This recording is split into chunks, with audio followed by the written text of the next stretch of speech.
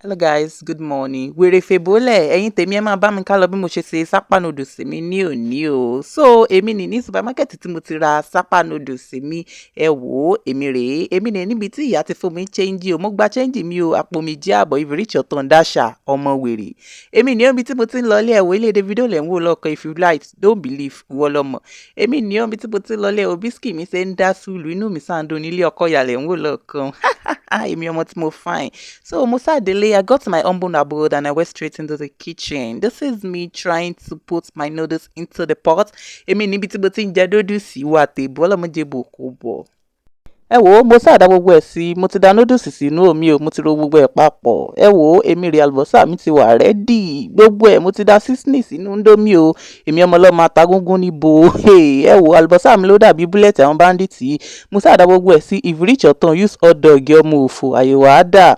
Ẹ wò ó, mo ṣáà dòróró sí, kínkínní ni ó ta sí ọmọ òfò ló tán, èwo ló fi dín ẹyin, ẹ̀sìn sí ọmọ pẹ́yọ kan ló rà.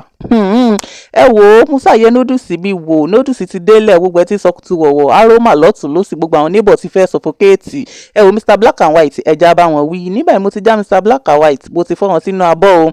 Mo ṣàmì gbogbo ẹ̀pọ̀ àlùbọ́sà àti seasoning noodles èmi ìlówó hot dog seasoning noodles náà mo lò àyèwò àdá. Ẹ wò ó, mo ṣàdáyọ̀ kínkín sí, kínkín ní ọta sí kínkínní orí ẹ pé bá ẹ wò ó pọ́ọ̀sì ṣàgbọ́ná mo dòróró yòókù sí fi reach your turn use 2 sachet ẹyọ̀kan náà mo rà ẹyọ̀kan náà màá lò. Mo ṣàdẹ́yìn sínú òróró gbóná kínú ti kún ni kí ló kàn mí pẹ̀lú appetite kí ló kàn mí pẹ̀lú taste bud kí ni ti kí ni èmi ọmọ ọlọ́mọ. Ẹ wò ó noodles sáà rèé o, ẹyin náà rèé o, gbogbo ẹ̀ tí ń sọkùtù wọ̀wọ̀. Ẹ wò ó aroma lọ́tún ló sì nígbà noodles ti délẹ̀ o. Ẹ wò noodles mi bó ṣe ń look tantalizer ìdàbá sì délẹ̀ ní ẹwọ ẹyin mi náà bíi black and white ẹ̀dá kò sẹ́yìn mi lo karotóònù ní koríko tiẹ̀ wá yé mi bó ṣe dúdú bá wọn.